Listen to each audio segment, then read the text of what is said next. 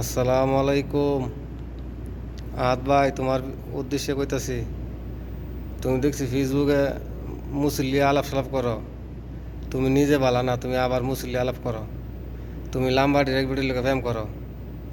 বিরজি গুড়ার লাম্বাডির video লোকে ফ্যাম করো।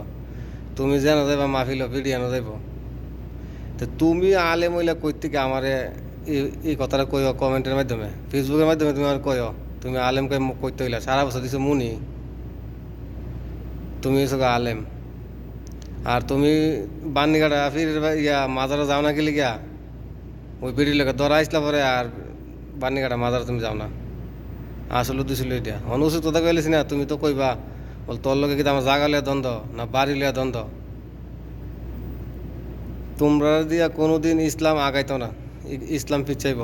আর আমি মনে করি তোমরা মুসলমানই না, তোমরা ইসলামের ক্ষতি করো। তোমরা দল নামে গাঞ্জা হুর, জিনা হুর, সুৎকুর, ঘুষকুর অভাব নাই।